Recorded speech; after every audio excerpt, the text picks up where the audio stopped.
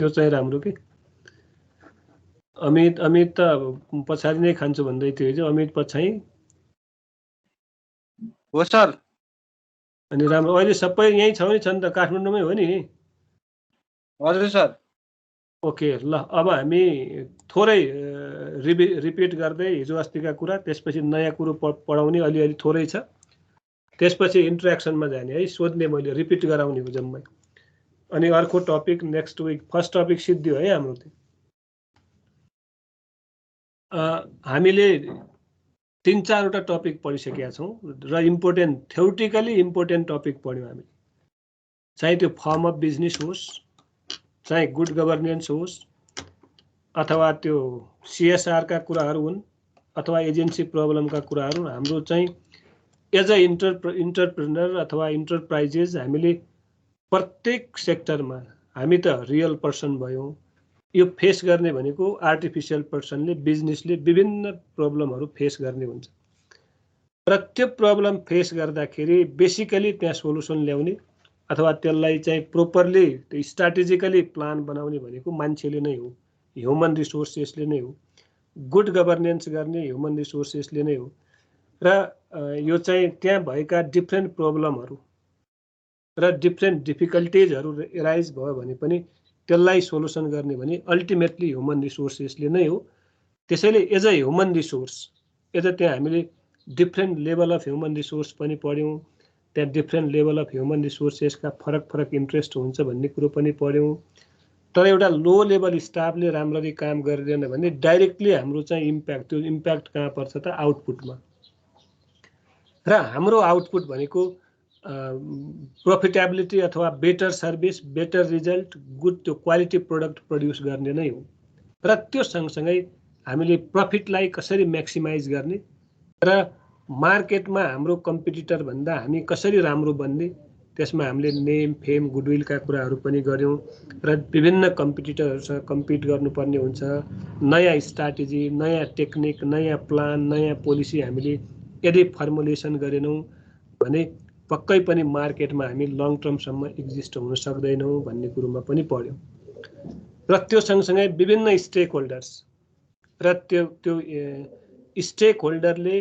त्यो चाहिँ problem raise गर्ने विभिन्न त्यहाँ चाहिँ स्टेजहरु हुन सक्छन् र त्यो विभिन्न स्टेजमा चाहिँ हामीले कसरी सोलुसन गर्ने त अथवा कसरी त्यो ट्याक्टफुल्ली हामीले मोटिभेट गर्दै तिनीहरुलाई कसरी लिड गर्ने त अथवा डिफ्रेन्ट अरु रिसोर्सेसहरु डिफ्रेन्ट रिसोर्सेसहरु छन् भने तिनीहरुलाई म्याक्सिमम युटिलाइज कसरी गर्ने भन्ने कुरो नै हामीले चाहिँ यो फर्म अफ बिजनेसका सबै एंगलबाट पढ्यौं र त्यो पछि मैले एक एक गर्दै माथि सोध्दै जाउँला त्यो गर्दै जाने त्यसलाई मेमोराइज गर्दै पनि जाने हामीले फर्म अफ बिजनेसमा सोल प्रोप्राइटर पढ्यौं पार्टनरशिपमा पनि पार्टनरशिपमा limited liability partnership unlimited liability partnership भन्यौं त्यसपछि हामीले कम्पनी पढ्यौं कम्पनीका पनि डिफ्रेन्ट पार्ट्सहरु हामीले पब्लिक प्राइभेट कम्पनीहरु पढ्यौं र तिनीहरुलाई चाहिने विभिन्न रिसोर्सेसहरु कसरी अरेन्ज गर्छ के चाहिँ लिमिटेसन छ कसरी म्याक्सिमाइज गर्ने भन्ने कुरो पनि हामीले पढिसकेका छौं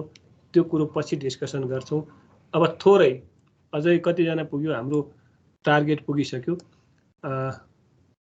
प्रॉफिट म्याक्सिमाइजेसन र वेल्थ म्याक्सिमाइजेसन यो तिमीहरुले लास्ट इयर त्यो एफआईएम मा पढेनम भनेको छौ त्यही भएर थोरै मैले धेरै त डिस्कसन गरिन थोरै मात्रै र हिजो पनि हामी हिजैदेखि पढ्दै आछौं कि प्रत्येक मान्छेको इन्ट्रेस्ट के हुन्छ फरक हुन्छ यो स्वाभाविक कुरो पनि हो त्यो फरक इन्ट्रेस्टलाई हामीले कसरी मिनिमाइज गर्दै अथवा कसरी म्याक्सिमाइज गर्दै कसरी कन्ट्रोल गर्दै जाने भन्ने कुरो इम्पोर्टेन्ट पार्ट हो यो पुरै देख्यो नै क्या हो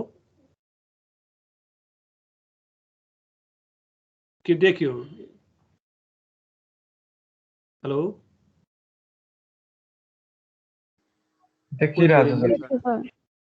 profit maximisation versus wealth maximisation हो यो बीचमा पनि कन्फ्लिक्ट हुन्छ है अब हिजो हामीले धेरै कुरो भन्यौं जब त्यहाँ चाहिँ हाम्रा विभिन्न स्टेक होल्डरहरु बीच डिफरेन्ट चाहिँ इन्ट्रेस्ट हुने बित्तिकै यहाँ डाइरेक्टली पार्टिसिपेसन गर्ने हाम्रा स्टेक होल्डरको पनि पर्सेप्सन अथवा भ्यू अथवा इन्ट्रेस्ट फरक हुन सक्छ अब हामीले प्रफिट म्याक्सिमाइजेसन भनेको हाम्रो रिटर्न चाँडो पाउने कि अथवा त्यो कम्पनीले अर्न गरेको प्रफिट विभिन्न सेक्टरमा विभिन्न चाहिँ अरू चाहिँ हाम्रो इन्भेस्टमेन्टका सेक्टरमा हामीले इन्भेस्टमेन्ट गर्ने, यो कुरामा पनि के देखिएको हुन्छ त अहिले कन्फ्लिक्ट रेज भएको हुन सक्छ, भएकै छ। र यसमा हामीले हिजो के भनेको थियौँ भने इन्भेस्टर सबै एकै नासका हुँदैनन्, कसैले थोरै इन्भेस्टमेन्ट गरेको हुनसक्छ, कसैले धेरै इन्भेस्टमेन्ट गरेको हुन्छ र थोरै इन्भेस्ट गर्नेको इन्ट्रेस्ट अथवा उसको निड छुट्टै हुन्छ र धेरै इन्भेस्ट गरेको मान्छेको इन्ट्रेस्ट अथवा उसको निड छुट्टै हुन्छ र यो बेसिसमा प्रफिटलाई किन म्याक्सिमाइज गर्ने अथवा वेल्थ प्रोपर्टी किन म्याक्सिमाइज गर्ने र यो म्याक्सिमाइज गर्दाखेरि लङ टर्ममा के इम्प्याक्ट हुन्छ त भन्ने कुरो नै हामी स्टडी गर्छौँ है। सो हामी सामान्यतया हिजो अस्ति पनि हामीले भन्यौँ broadly there are two alternative objectives. एउटा चाहिँ हाम्रो कुनै पनि फर्मका है कुनै पनि बिजनेससँग रिलेटेड विभिन्न स्टेक होल्डरका दुईटा अब्जेक्टिभ, या त प्रफिट म्याक्सिमाइजेसन या चाहिँ वेल्थ म्याक्सिमाइजेसन। अब के गर्दाखेरि बेटर हुन्छ भन्ने कुरो इट डिपेन्ड्स अन, मैले अघि पनि भने, निड अफ इन्भेस्टर्स। सानो इन्भेस्टरले मलाई प्रफिट दिए हुन्थ्यो भन्छ, के अरे मलाई चाहिँ वेल्थ म्याक्सिमाइजेसन गरिदियो भन्ने हुन्छ, थोरै प्रफिटले काम गर्दैन।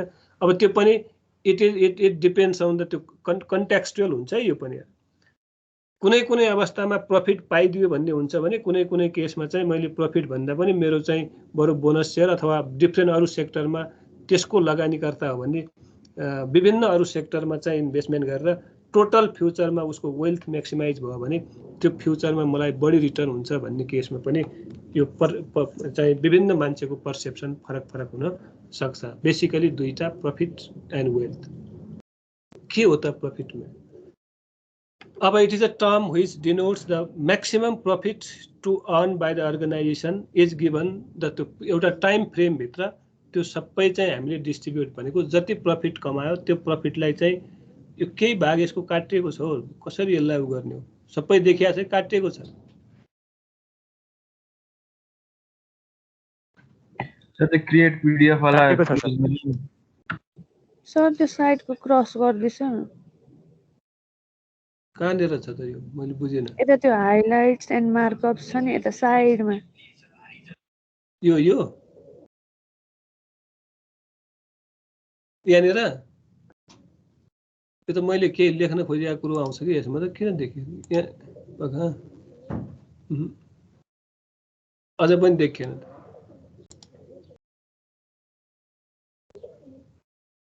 कहाँनिर जाँदाखेरि भने भन त? यहाँ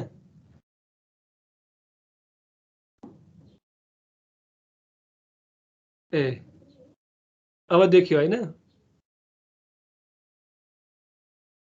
हेलो, देखियो सर। ओके, देखिए सर। अब यो चाहिँ हामीले के भन्यो भने कुनै पनि बिजनेसको एउटा टाइम फ्रेम भित्र हामीले चाहिँ प्रफिट एन्ड लस क्याल्कुलेट गर्नुपर्ने हुन्छ, हाम्रो फाइनेन्सियल पोजिसन फाइन्ड आउट गर्नुपर्ने हुन्छ। त्यसैले यसले के भन्छ भने यो प्रफिट म्याक्सिमाइजेसनको मेन अब्जेक्टिभ के भने जति प्रफिट भयो यो विभिन्न, अब यसो छ प्रफिट हुँदैमा सबै बाँड्नुपर्छ भन्ने छैन है। फेरि पहिला त प्रफिट क्याल्कुलेट गर्ने, त्यसपछि त्यसको ट्याक्स कति हो त्यो ट्याक्स अथवा रिजर्भका कुराहरू आउँछन् र ट्याक्स क्याल्कुलेट गरेर पेमेन्ट गरिसकेपछि बाँकी भएको पैसामा चाहिँ हामीले डिभिडेन्ड दिने हो।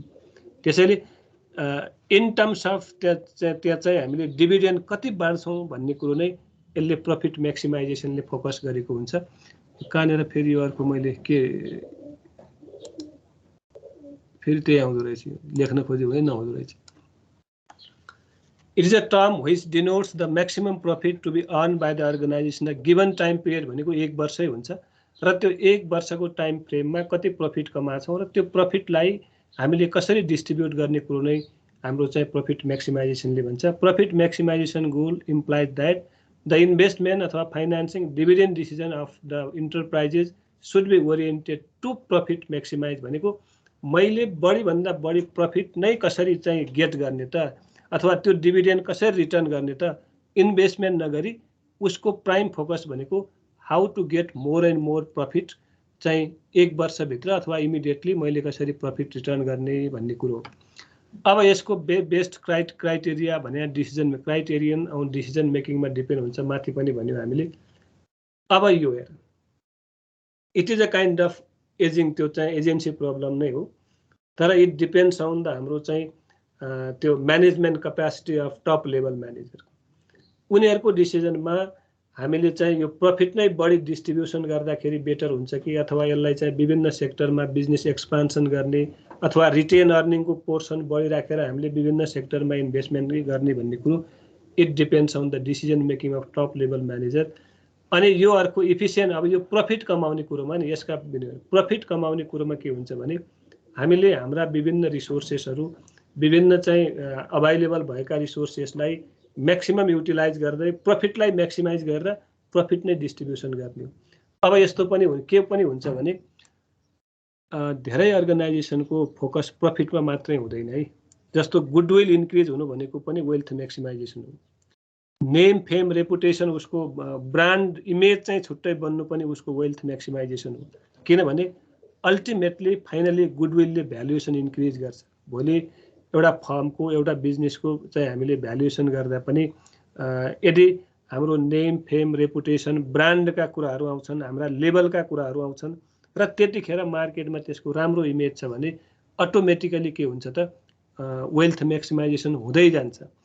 तर यो विभिन्न कुरोले पनि जस्तो रिसोर्सेस सफिसियन्ट छ, हामीसँग राम्रो रिसोर्सेस छ, डिसिजन मेकिङ एकदमै राम्रो भयो, तर के गर्ने बिचरा अप्टिमम युटिलाइजेसन भइदिएन अथवा सबै वेस्टेज गयो अथवा ह्युमन रिसोर्सेसको स्किल हामीले प्रोपरली युटिलाइज गर्नै सकेनौँ भने पनि त्यहाँ दुईटै कुरो हुँदैन, no profit maximisation, no wealth maximisation.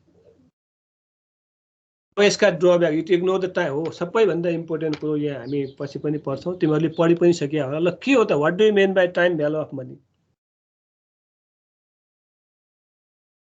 कसैको साइडबाट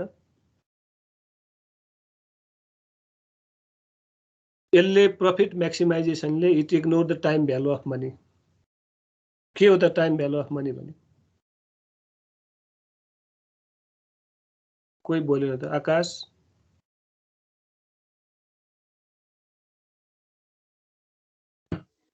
डिफ्रेन्ट टाइम फ्रेममा एउटै सपोज आज एउटा भ्यालु भएको पैसा छ भने त्यसको डिफ्रेन्ट टाइम फ्रेममा डिफ्रेन्ट भ्यालु हुनसक्छ सर।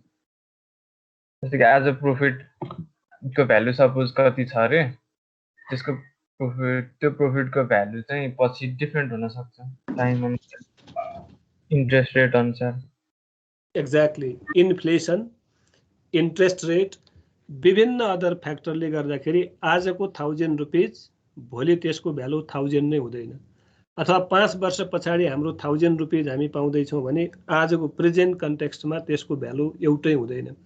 त्यसैले टाइम भ्यालुले के गर्छ भने टाइम र कस्टलाई अथवा टाइम, इन्ट्रेस्ट र इन्फ्लेसनलाई अथवा डिफ्लेसनलाई मेजर गरेर आजको 1000 1 वर्ष पछाडिको 1000 बराबर हुँदैन, त्यसको भ्यालु बढी हुन्छ। अथवा 5 वर्ष पछाडिको 1000 आजको प्रेजेन्ट कन्टेक्स्टमा त्यसलाई कन्भर्ट गर्ने हो भने त्यसको भ्यालु 1000 हुँदैन, 800, 500, 600 कति हुन्छ। र इट डिटरमाइन, त्यहाँ कस्ट अफ क्यापिटलले फरक पार्छ। र कस्ट अफ क्यापिटल भनेको इन्ट्रेस्ट रेट पनि हुनसक्छ, अरू इन्फ्लेसनका रेट पनि हुनसक्छ, फ्लोटेसन चार्जेसहरू, कुनै अरू चार्जेसहरू पनि हुनसक्छ। त्यसले गर्दाखेरि यसले टाइम भ्यालु के अरे यो प्रफिट म्याक्सिमाइजेसनका ड्रब्याक, यसले टाइम भ्यालुलाई इग्नोर गर्छ। यो भेग कन्सेप्ट, यो चाहिँ के भन्छ, इट इज भेग कन्सेप्चुअली भनेको मतलब त खासै यो टाइम भ्यालु अफ मेजर नगर्ने बित्तिकै अब भेग त त्यति भन्ने, तैपनि यो क्यालकुलेसन गऱ्यौँ र यसलाई प्रोपरली डिस्ट्रिब्युसन गऱ्यौँ भने हामी बिजनेसको सस्टेनेबिलिटी, बिजनेसको चाहिँ त्यो चाहिँ लङ टर्म एक्जिस्टेन्स नहुन सक्छ। अथवा हामीले जति प्रफिट कमायौँ त्यो प्रफिटलाई मात्रै म्याक्सिमाइज गर्दै गयौँ भने क्वालिटीमा के हुनसक्छ त ह्रास आउन सक्छ, नेम फेम रेपुटेसनमा हाम्रो डिक्रिज आउन सक्छ र हाम्रा मार्केटका रिस्क फ्याक्टरहरूलाई यदि प्रफिट गर्दै गयौँ भने हामी कन्सिडर नगर्न सक्छौँ। र त्यसैले सर्ट टर्ममा प्रफिट गेन गर्ने होइन कि लङ टर्ममा हामीले हाम्रो बिजनेसको भ्यालु इन्क्रिज गर्दै चाहिँ वेल्थ म्याक्सिमाइजेसन गऱ्यौँ भने अटोमेटिकली फ्युचरमा चाहिँ रिटर्न पाउने केस के हुनसक्छ त बढी हुनसक्छ भने। अब it may tempt to make such decision which may in ignore के अरे which may in the long run prove disastrous. भनेको मैले माथि जे कुरो भने नि, यदि हामीले प्रफिटलाई, मार्केटको कम्पिटिसनलाई, टाइम भ्यालु अफ मनीलाई, रिस्कलाई हामी इग्नोर गर्दै गयौँ भने अल्टिमेटली यसको कन्सिक्वेन्सेस के हुनसक्छ त, लङ टर्ममा डिजास्टर हुनसक्छ, नराम्रो हुनसक्छ र हामी लिक्विडेसन, हामीले हिजो पनि पढ्यौँ, लिक्विडेसनमा जान सक्ने कन्डिसन हुनसक्छ। It emphasises is generally on short term projected. अब यो चाहिँ सर्ट टर्ममै हो, लङ टर्ममा हो भन्दा पनि यदि प्रफिट म्याक्सिमाइजेसन गर्ने हो भने सर्ट टर्ममा मात्रै, सर्ट टर्म गर्ने प्रोजेक्ट जस्तो हामीले प्रोजेक्ट भन्ने बित्तिकै टाइम फ्रेम प्रिफिक्स हुन्छ भनेका छौँ।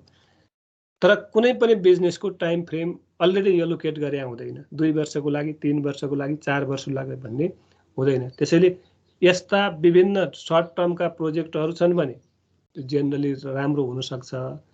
तर हाम्रो चाहिँ लङ टर्म भिजनको बिजनेस प्लान पोलिसी लिएर हामी चाहिँ इस्टाब्लिस गरेका छौँ भने त्यस्ता बिजनेसले चाहिँ प्रफिट म्याक्सिमाइजेसन भन्दा वेल्थ म्याक्सिमाइजेसन, कसरी हाम्रो बिजनेसको भ्यालु नै बढी क्रिएट गर्ने, कसरी प्रफिट लङ टर्ममा बढी भन्दा बढी चाहिँ जेनेरेट गर्ने भन्ने कुरोमै बढी फोकस भएको देखिन्छ। अब यो बेसिकली अनरियलिस्टिक, अनएप्रोप्रिएट चाहिँ देखिन्छ भन्छ, इमोरल हो, किन प्रफिट नै अब यो दुईटा यसरी आउँछ। हामीले हिजो अस्ति चाहिँ गुड गभर्नेन्समा धेरै कुराहरू पढ्यौँ, त्यहाँ इथिक्सका कुराहरू गऱ्यौँ, मोरलका कुराहरू गऱ्यौँ। तर अहिलेको प्रेजेन्ट केसमा त प्रत्येक बिजनेसले के सोच्या हुन्छ भने वेल्थ होइन, बर अनइथिकली पनि हामीले बढीभन्दा बढी चाहिँ कसरी प्रफिट कमाउने अथवा बढीभन्दा बढी अरू चाहिँ मान्छेहरूलाई कसरी ठग्ने। र हामीले इन रियालिटी पनि बिजनेसको कुरा गरेका थियौँ। र जब यो सुपरभिजन, मोनिटर हुँदैन त्यतिखेर मान्छेले चाहिँ विभिन्न किसिमका यो इनएप्रोप्रिएट र इमोरलका कुराहरू, इथिकल अनइथिकलका कुराहरू इम्प्लिमेन्ट भए हुन्छ। त्यसैले प्रफिट म्याक्सिमाइजेसन गर्नतिर गयो भने यो रियलिस्टिक नहुन सक्छ र यो इनएप्रोप्रिएट हुन्छ र इमोरल हो र प्रफिट मात्रै सर्वसर्वा होइन भन्ने कुरोमा हामी जानुपर्छ। र इथिकली हामीले अर्न गरेको प्रफिट राम्रो हो, बरु इनिसियल फेजमा थोरै प्रफिट भए पनि हामीले गुडविल, ब्रान्ड, इमेज चाहिँ क्रिएट गर्यौँ भने यसले के हुन्छ त, बिजनेसको चाहिँ अटोमेटिकली वेल्थ चाहिँ म्याक्सिमाइजेसन हुन्छ भन्ने कुरो हामीले हेर्नुपर्ने हुन्छ। ठ्याक्क त्यसको उल्टो, fundamental objectives of wealth maximize is to maximize the market value of the firm share. अघि नै भने हामीले अब यो मार्केट भ्यालु केमा डिपेन्ड हुन्छ भन्ने कुरो, market value is always depends on present context. उसको अहिले प्रेजेन्ट म्यानेजमेन्ट अथवा मार्केटमा उसको ट्रेन्ड अथवा मार्केटमा उसको गुडविलले अटोमेटिकली के हुन्छ त, भ्यालु इन्क्रिज हुन्छ। जुन कुरो हिजो हामीले यो प्राइमरी मार्केट, सेकेन्डरी मार्केटका कुराहरू गऱ्यौँ र सेकेन्डरी मार्केटमा कुनै पनि कम्पनीका विभिन्न त्यो चाहिँ सेक्युरिटीहरू, स्टकहरू कसरी ट्रेड हुन्छ, किन प्राइस बढ्छ, किन प्राइस घट्छ भन्ने कुरो पनि हामीले हेर्दाखेरि यदि राम्रो ब्याकअप भएको अथवा राम्रो म्यानेजमेन्ट भएको, राम्रो नेम फेम गुडविल भएको अथवा लङ टर्ममा उसको रिटर्न राम्रो दिन सक्छ भन्ने हामीले चाहिँ एनालिसिस गर्न सक्यौँ भने पक्कै पनि उसको मार्केट भ्यालु, प्रेजेन्ट भ्यालु उसको मार्केटमा के हुन्छ त, हाई भएको देख्छौँ र मान्छेले इन्भेस्टमेन्ट गरेको पनि देखिन्छ। Maximize the net present value of course of action of share holders. तर हामीले चाहिँ how to maximize future value होइन कि प्रेजेन्टमा कुनै पनि बिजनेसको त्यो चाहिँ बिजनेसले सेयर होल्डरको भ्यालुलाई कसरी म्याक्सिमाइज गर्ने त, अथवा सेयर होल्डरलाई बढी कसरी सेटिस्फाई गर्ने भन्ने कुरोतिर पनि वेल्थ म्याक्सिमाइजेसन लागेको हुन्छ। तर यसमा चाहिँ माथि नै कन्फ्लिक्ट भनेर लेखेको छ है, conflict between these two words. अब profit maximisation and wealth maximisation. तर वेल्थ म्याक्सिमाइजेसनले के भन्छ भने सेयर होल्डरलाई पनि मध्यनजर गर्दै हामीले के गर्नुपर्छ, हाम्रो भएको रिटर्नलाई विभिन्न ठाउँमा चाहिँ राम्ररी इन्भेस्टमेन्ट गर्दै हाम्रो सेयरको प्राइस कसरी हाई गर्ने त, चाहिँ विभिन्न म्यानेजमेन्टका ल्याकिङहरू छ अथवा प्लान पोलिसी रुल रेगुलेसनमै कमी कमजोरी, भनेको मतलब गभर्नेन्समै समस्या छ भने त्यसमा पनि चेन्ज गरेर हामीले के गर्नुपर्छ, सेयर होल्डरको जुन चाहिँ इन्ट्रेस्ट हो, जुन उनीहरूको चाहिँ निड हो, त्यसलाई चाहिँ हामीले कन्सिडर गरेनौँ भने पक्कै पनि लङ टर्ममा यो सेयर होल्डरले आफ्नो इन्भेस्टमेन्ट विथड्र गर्छन्। अब कसैले प्रफिट चाहेको हुन्छ, कसैले वेल्थ म्याक्सिमाइजेसन चाहेको हुन्छ, त्यो भनेको माथि हामीले पढेका छौँ, it depends on the decision of board. Accounts of the timing and यो रिस्क एक्सपेक्टेसन बेनिफिट, यो अब यो चाहिँ हाम्रो अघि नै भन्यो टाइम भ्यालु अफ मनी यसले कन्सिडर गरेर गएको हुन्छ वेल्थ म्याक्सिमाइजेसनले, किनभने 5 वर्ष पछाडिको भ्यालु आजको पैसामा यसले मेजर गर्दैन, हुन पनि सक्दैन। र benefit are measure in terms of cash flow, यसले चाहिँ अर्को कुरो के हुन्छ भने क्यासलाई बढी फोकस गरे हुन्छ, जुन क्यास फ्लो स्टेटमेन्ट पढि पनि सकेका छौँ। र 5 वर्ष पछाडि आउने क्यास आजको क्यासको भ्यालु फरक हुनसक्छ। आज हामीले त्यसलाई चाहिँ प्रोपर ठाउँमा इन्भेस्टमेन्ट गऱ्यौँ भने 10 वर्ष पछाडि अथवा 5 वर्ष पछाडि जुन सेक्टरमा हामीले इन्भेस्टमेन्ट गरे हो त्यसको भ्यालु यदि म्याक्सिमाइज भयो भने वेल्थ म्याक्सिमाइज हुन्छ। अब कहिलेकाहीँ के हुन्छ भने विभिन्न फ्याक्टरले, जस्तो विभिन्न एक्सटर्नल फ्याक्टरले गर्दाखेरि हामीले गरेको इन्भेस्टमेन्टको म्याक्सिमाइज नहुन पनि सक्छ। हाम्रो इन्ट्रेस्ट, हाम्रो चाहिँ इन्भेस्टमेन्टको चाहिँ एक्सपेक्टेसन छुट्टै र मार्केटमा विभिन्न फ्याक्टरले गर्दाखेरि कहिलेकाहीँ त्यो नभएको पनि हुनसक्छ। अब यो यसको लिमिटेसनमा आउँछ। अब यसका मेरिट्सहरू, the wealth maximise object to take care of the shareholders interest, lenders और क्रेडिटर्स इन्ट्रेस्ट, वर्कर्स और इम्प्लोइज इन्ट्रेस्ट। अब भन्न चाहिँ अहिले सबै, किनभने एक्ज्याक्टली सेयर होल्डरको इन्ट्रेस्टलाई यसले केयर गर्छ भनेको मतलब सेयर होल्डरलाई पनि सेटिस्फाई गर्दै यदि हामीले हाम्रो सेयर विभिन्न सेक्टरमा इन्भेस्टमेन्ट गरेर सेयर बढाउने हो कि अथवा यसो छ प्रफिट डिभिडेन्ड डिस्ट्रिब्युसन गरेर पनि यो चाहिँ कुनै कम्पनीको वेल्थ म्याक्सिमाइजेसन त गर्न सकिन्छ। किनभने यदि हामीले हिजो डिस्कसन गऱ्यौँ गुड कर्पोरेट गभर्नेन्स हामीले मेन्टेन गऱ्यौँ अथवा सीएसआर का कुराहरूले पनि यहाँनिर फरक पार्छ।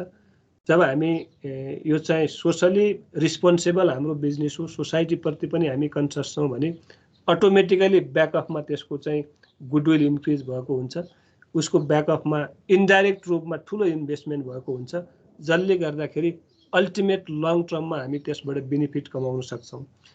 त्यसैले यो सँगसँगै अब यदि हाम्रो प्रोपर्टी राम्रो छ, हाम्रो नेम फेम राम्रो छ भने विभिन्न हाम्रा चाहिँ जुन स्टेक होल्डर छन्, चाहे त्यो लोन प्रोभाइड गर्ने होस्, चाहे जेनरल पब्लिकबाट कलेक्सन गरेको डिबेन्चर होस्, बोन्ड होस्, लोन होस् अथवा सिम्पल क्रेडिटर्स नै किन्न होस्, त्यो पनि हामीप्रति पोजिटिभ भएका हुन्छन् र उनीहरूको पनि हामीले चाहिँ अब्जेक्टिभलाई केयर गर्नुपर्ने हुन्छ। अब वर्कर इम्प्लोइका कुराहरू त भइहाले, किनभने वर्करले अथवा इम्प्लोइजको इन्ट्रेस्ट पनि के हुन्छ भने यदि त्यसको नेम फेम रेपुटेसन गुडविल यदि चाहिँ उसको सेयर म्याक्सिमाइज भएको छ भने आज नभए पनि भोलि पनि हाम्रो ग्रोथ हुन्छ, हाम्रो प्रमोसन हुन्छ, हामीले चाहिँ बढी रिटर्न पाउँछौँ, हामीले बोनस पनि पाउँछौँ, हामीले विभिन्न किसिमका अरू इन्सेन्टिभ पनि पाउँछौँ भनेर तिनीहरू पनि के गरे हुन्छ त्यो बिजनेसप्रति एकदमै त्यो चाहिँ इफिसियन्ट वेमा काम गरेको हुन्छ र जसले गर्दाखेरि अल्टिमेटली हामीले चाहिँ पाउने रिटर्न बढी हुनसक्छ।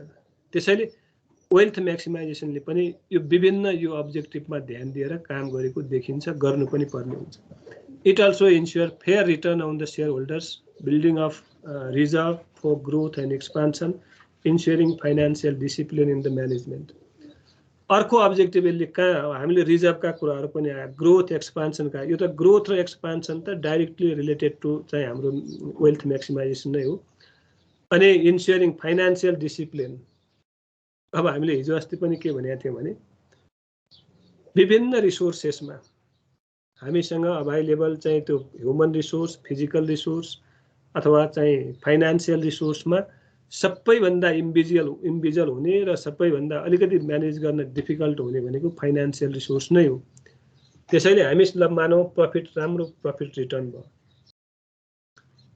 तर त्यो इन्भेस्टमेन्ट गर्दा पनि त्यो ट्रान्सप्यारेन्ट वेमा चाहिँ हाम्रो इन्भेस्टमेन्ट भएन अथवा ट्रान्सप्यारेन्ट वेमा हामीले चाहिँ विभिन्न प्रोजेक्टहरूमा विभिन्न एक्सपान्सन कुरोमाहरू ट्रान्सप्यारेन्सी देखाउन सकेनौँ भने पक्कै पनि त्यसले लङ टर्ममा नेगेटिभ इम्प्याक्ट पर्छ। त्यसैले वेल्थ म्याक्सिमाइजेसन अर्को के हेर्छ भने यो सेयर होल्डरको इन्ट्रेस्ट सँगसँगै हाम्रो चाहिँ एक्सपान्सन गर्नको लागि रिजर्भ, लास्ट इयर पढि पनि सकिया जस्तो लाग्यो, डिफ्रेन्ट टाइप्स अफ रिजर्भहरू पढेका थियौँ हामीले, थाहा छ के रिजर्भ पढ्यौँ?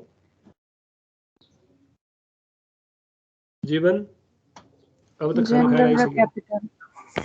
ओके, जीवन बोल्या छ, जीवन चुनौती बोले जस्तो लाग्यो। जीवन छैन। आशुतोष फेरि मेरो बानी पनि नराम्रो के छ भने जुन बोलेन उसलाई बोलाउन खोज्ने बानी छ कि नराम्रो बानी। ल चुनौतीले भने जस्तै there are 2 types of reserve. के भन्यो एउटा जेनरल एउटा क्यापिटल हो। र क्यापिटल रिजर्भ र जेनरल रिजर्भका पनि विभिन्न टाइपहरू थिए। जस्तो यहीँनिर हामीले यो एक्सपान्सन यो ग्रोथ र एक्सपान्सनका कुराहरू गर्दाखेरि त्यहाँ हामीले एउटा चाहिँ सिङ्किङ फन्ड पढेका थियौँ, थाहा छ? थाहा छ सर। अनि त्यसपछि अर्को चाहिँ रिसर्च एन्ड डेभलपमेन्ट भन्ने पनि पढेका थियौँ। र यो विभिन्न फन्डहरू जस्तो हामीसँग छ भने अहिले त बिजनेस एक्सपान्सन अथवा ग्रोथ गर्नको लागि पनि छुट्टै फन्ड क्रिएट गरेको हुन्छ। प्रत्येक वर्षको अब 5 टार्गेट बनाएको हुन्छ कि 5 वर्ष 6 वर्ष 10 वर्ष मैले यति ब्रान्च खोल्ने, यति चाहिँ एक्सपान्सन गर्ने, यो ठाउँमा मैले मार्केट पुर्याउने, अथवा प्रेजेन्ट कन्टेक्स्टमा मेरो कस्टमर यति हो र मैले चाहिँ 5 वर्षपछि मेरो कस्टमरलाई यति बढाउँछु। जस्तो अहिले मानौँ एनसेल र एनटिसीका कुराहरू गर्ने हो भने प्रत्येक दुईटै बिजनेस एकदमै दुईटै कम्पनी एग्रेसिभ वेमा छन्। र उहाँहरू के छ भने कसरी कस्टमरलाई बढाउने त, कसरी कस्टमरलाई मैले मेरो सिम सेल गर्ने। त्यहाँ कस्टमर बढाउने बित्तिकै अथवा सेल गर्ने बित्तिकै बाई फोर्स सेल गरे हुन्छ। त्यहाँ विभिन्न स्किमहरू ल्याएको हुन्छ। त्यस्तै ब्याङ्कहरूले पनि अथवा यो भेकल अहिले चाहिँ विभिन्न किसिमका यो चाहिँ यो के भन्छ यो भेकल बेच्ने सोरुमहरूले भनौँ न विभिन्न ब्रान्डहरूले प्रोडक्टहरूले पनि आफ्ना स्किमहरू ल्याएको हुन्छ। अनि यस्ता स्किम पनि डिपेन्ड्स अन मैले भन्न खोजेको कुरो के भने डिपेन्ड्स अन प्रफिट हो, रिजर्भ हो। यदि फाइनान्सियली हाम्रो चाहिँ साउन्ड कन्डिसन छ भने हामीले यस्ता विभिन्न स्किमहरू दिन सक्छौँ। फाइनान्सियली साउन्ड छैनौँ भने स्किम नदिन पनि सकिन्छ, किनभने त्यो स्किमको अलरेडी चाहिँ कहाँबाट कम्पेन्सेट गरेको हुन्छ। यस्ता विभिन्न रिजर्भ अथवा प्रोभिजन त्यस्तो गरेको छ भने त्यहाँबाट हामीले के गर्न सक्छौँ, कम्पेन्सेट गर्न सक्ने हुन्छ।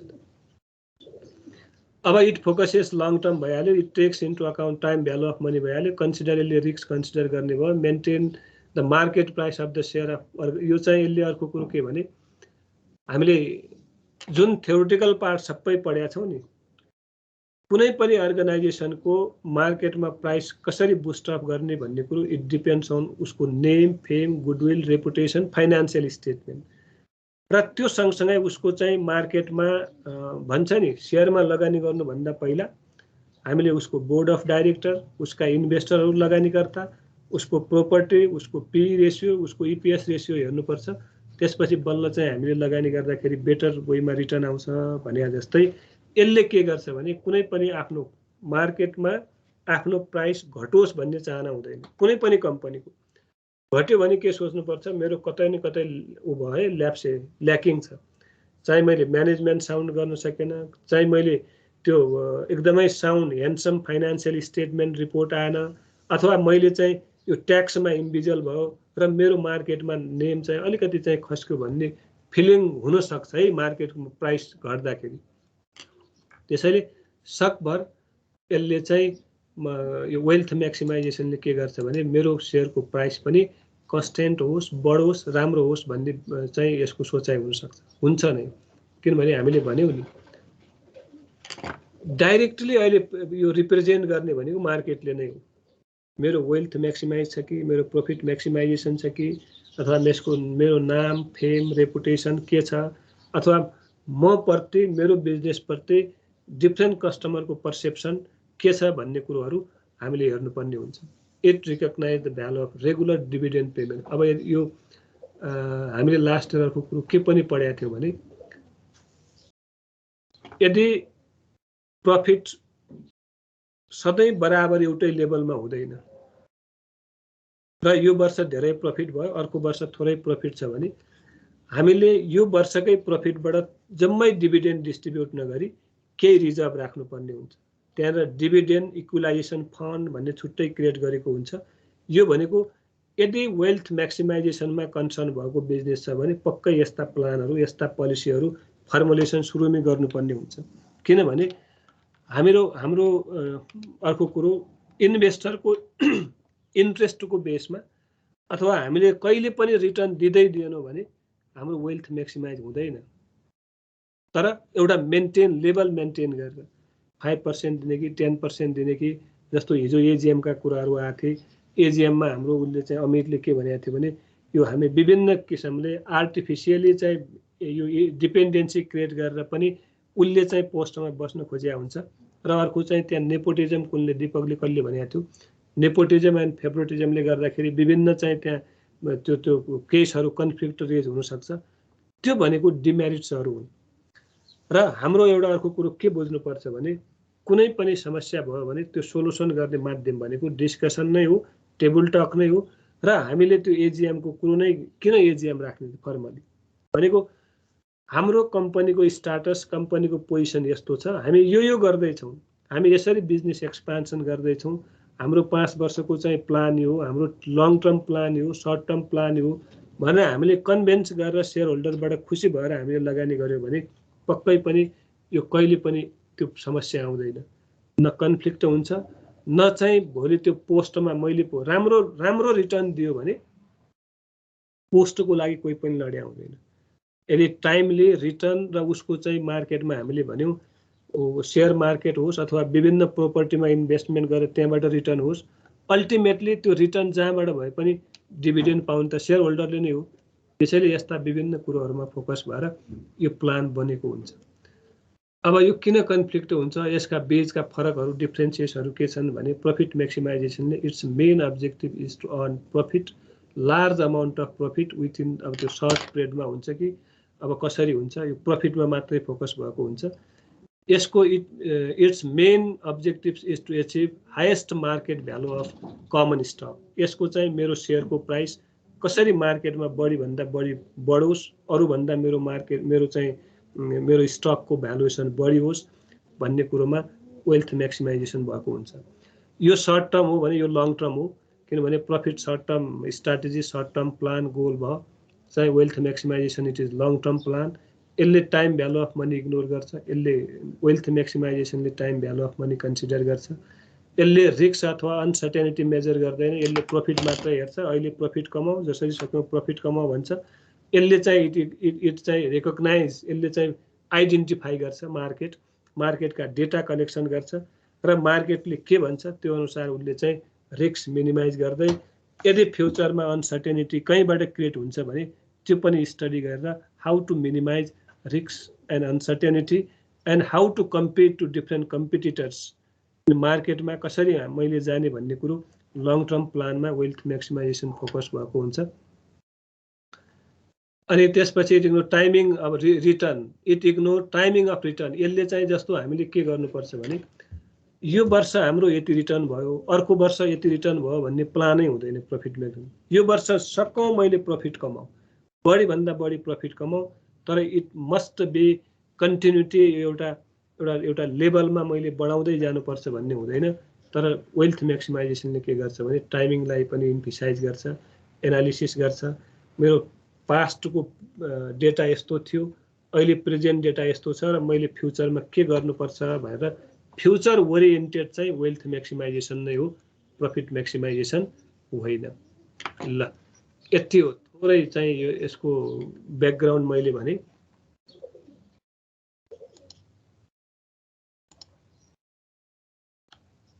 के बुझ्यो त? पहिलो च्याप्टर भित्र भएका डिफ्रेन्ट इलिमेन्टहरू, थोरै त्यो कम्पोनेन्टहरूको बारेमा हामीले डिस्कसन गर्यौं। आकाश, अब मैले बोल्नेलाई नै सोध्छु, अब नबोल्नेलाई सोधेर काम पनि भएन। आकाश सुनिरहेछौ? हजुर सर। ल अब मैले ब्याकग्राउन्ड थोरै बाँधेर तिमीले त्यसलाई फोकस गरेर भन्ने। अब यो प्रफिट म्याक्सिमाइजेसन र यो चाहिँ वेल्थ म्याक्सिमाइजेसन भनेको हामीले फर्म अफ बिजनेसदेखि हिजो हामीले एजिङ प्रब्लमसम्मका कुराहरूलाई कन्सिडर गर्दै के सिक्यौ त, के रहेछ त, त्यसको इम्प्याक्ट यसमा पर्छ कि पर्दैन भनेको मतलब गभर्नेन्सको अथवा सिएसआरको अथवा त्यो एजिङ प्रब्लमको जुन त्यसबाट रिजल्ट आउँछ नि, त्यो हाम्रो प्रफिट म्याक्सिमाइजेसन अथवा वेल्थ म्याक्सिमाइजेसनमा पर्छ भने कसरी र यसलाई इम्प्रुभ गर्न चाहिँ के गर्नु पर्ला? जब गभर्नेन्सको पार्टहरुमा चाहिँ हाम्रो इम्पोर्टेन्ट रोल खेल्ने भनेको कम्पनीको डिरेक्टरहरू एक्जिक्युटिभ डिरेक्टरहरू र सेयर होल्डरहरू हो। अब सेयर होल्डरहरूको चाहिँ फर्स्ट प्रायोरिटी नै वेल्थ म्याक्सिमाइजेसन हुन्छ क्या। किन भन्दाखेरि तिनीहरूले ओन गरेको सेयरको भ्यालु चाहिँ जति सक्दो हाई होस् त्यति उनीहरूलाई फाइदा हुन्छ। तर यो होइन कि प्रॉफिट चाहिँ गर्दै नगरोस् भन्ने चाहिँ हुँदैन। तर प्रॉफिट म्याक्सिमाइजेसन चाहिँ एकदम सर्ट टर्म उहरूको लागि मात्रै हुन्छ क्या। जस्तै कि इयरली प्रॉफिट चाहियो भन्ने हुन्छ कम्पनीलाई। अब त्यही प्रॉफिट अनुसारको डिरेक्टरहरूले पनि बोनस सोनस के पाउन सक्छन्। अब एउटा पाटो मान्छेहरूको चाहिँ एउटा सपोज यो गभर्नेन्सको एउटा पार्ट डिरेक्टरहरूको चाहिँ प्रॉफिट म्याक्सिमाइजेसन एउटा गोल हुन सक्छ भने अब हाम्रो एज अ सेयर होल्डर हाम्रो वेल्थ म्याक्सिमाइजेसन गोल हुन सक्छ। ओके ल, अब यसकै थोरै मैले फेरि इक्जाम्पल हिजो पनि भनेको थिएँ, फेरि इक्जाम्पल रिपिट गरौँ। सेयर होल्डरमा जस्तो मानौँ कुनै एउटा सेयर हामीले 1000 रुपिजमा 10 वटा सेयर प्राइमरी मार्केटमा पर्यो। पर्ने बित्तिकै मान्छेले 2 महिना 3 महिना रोकेर त्यही सेयर चाहिँ 1000 को सेयर 50,000 मा बिक्री गर्यो भने यसलाई हामी वेल्थ म्याक्सिमाइजेसन भन्छौँ कि प्रॉफिट म्याक्सिमाइजेसन भन्छौँ? यसलाई त सर्ट टर्म ट्रेडिङ हो। वेल्थ भन्दा नि प्रॉफिट म्याक्सिमाइजेसन हुन्छ। अब यसो भयो नि त, एउटा व्यक्तिले हेर्दाखेरि उसले के हेर्छ भने मलाई प्रॉफिट यति रिटर्न भयो तर मैले बिक्री गर्नुपर्छ भन्ने भयो। तर बेसिकली यो वेल्थ म्याक्सिमाइजेसन नै हो है। अब ट्रेड गर्दाखेरि मार्केटमा चाहिँ प्राइस त फ्लक्चुएट हुन्छ भने जब उसको यदि चाहिँ राम्रो नेम फेम रेपुटेसन छैन भने त 1000 को सेयर चाहिँ 50,000 मा पुग्दैन नि। यो भनेको इट डिपेन्ड्स अन उसको चाहिँ ब्याकअप, उसको चाहिँ ट्रेन। अब कुनै अब यो एक्ज्याक्टली यो चाहिँ नेपाल कन्टेक्स्टमा यो हुन्छ भन्न मैले पनि सकिनँ, किनभने यो कहिलेकाहीँ यो चाहिँ यो कुन तरङ्गमा कुन हावामा चाहिँ माथि सुई गएको हुन्छ र त्यही तरङ्गमा तल आउने पनि हुन्छ। जस्तो अब यसमा इक्जाम्पल लिनुपर्ने हो भने यो के अरे यो पहिला यो के भन्छ यो चन्द्रगिरी हिल्स मैले इक्जाम्पल लिएँ। सुई कता पुगाएको थियो, त्यसपछि तल झार्यो, कता अहिले कन्स्टेन्ट प्राइसमा बसिएको छ।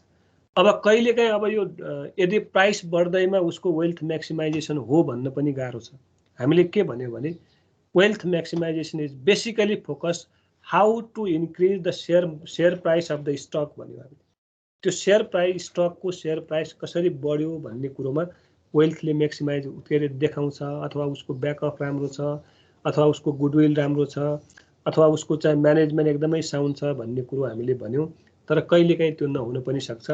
र अब सामान्यतया इन जेनरल सेन्समा हामीले के भन्छौँ भने मार्केटमा यदि प्राइस मेनिपुलेट भएको प्राइस होइन भने फेयर प्राइस हो भने यदि प्राइस बढ्ने बित्तिकै हामी कम्पनीको कन्डिसन राम्रो छ, कम्पनीको चाहिँ प्लान पोलिसी राम्रो छ भन्ने कुरो बुझ्छौँ। आकाशले भनेको कुरोमा म सहमत कहाँनिर भयो भने हामीले के भन्छौँ मार्केट दुईटा हुन्छ, एउटा ट्रेड एउटा इन्भेस्टमेन्ट वेमा जान्छ। अब ट्रेड गर्नेले बाइङ एन्ड सेलिङ आज किन्यो भोलि बेच्छ, भोलि किन्यो पर्सि बेच्छ, पर्सि किन्यो अर्को दिन बेच्छ भने that is we call trade भन्छ।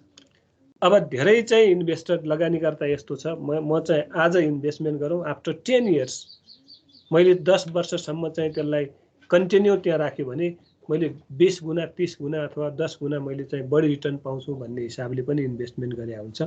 अब त्यो हिसाबले इन्भेस्टमेन्ट गर्यो भने बल्ल प्राइस यदि राम्रो भयो अथवा फ्युचरमा राम्रो गेन भयो भने that is we call wealth maximization. हाम्रो सोमराजले के भन्न खोज्या हो? सोमराज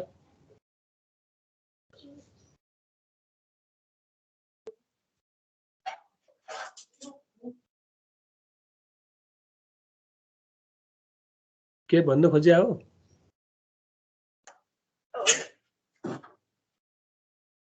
उसको माइकको प्रब्लम छ, समस्या छ क्या हो? अनि अमित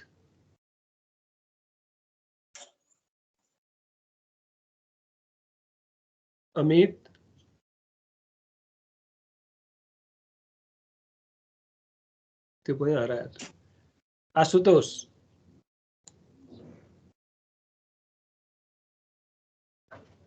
दीपक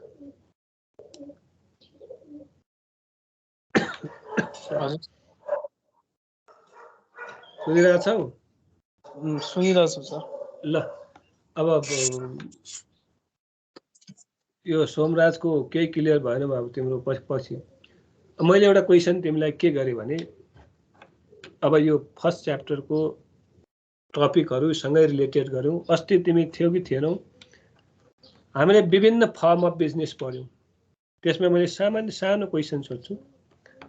त्यसमा सोल प्रोप्राइटर, पार्टनरसिप र बेसिकली हामीले कम्पनीमा बढी फोकस पाएको थियौँ र नेपाल कन्टेक्स्टमा पार्टनरसिप अनलिमिटेड लाइबिलिटी नै हुन्छ भनेर हामीले पढ्छौँ र युकेमा लिमिटेड लाइबिलिटी भएको पार्टनरसिप फर्म पनि हुन्छ र what do you mean by limited liability partnership? कसरी त्यसलाई लिमिटेड लाइबिलिटी पार्टनरसिप भनेर छुट्याउन सक्छौ त दीपक? र त्यो भनेको के हो? हजुर अनलिमिटेड अब त्यो अब आफूले हालेको सेयर अनुसार त्यही अनुसारको त्यहाँ लाइबिलिटी हुने कुराहरू हुन्छ सर। त्यसमा चाहिँ लिमिटेडमा चाहिँ जस्तो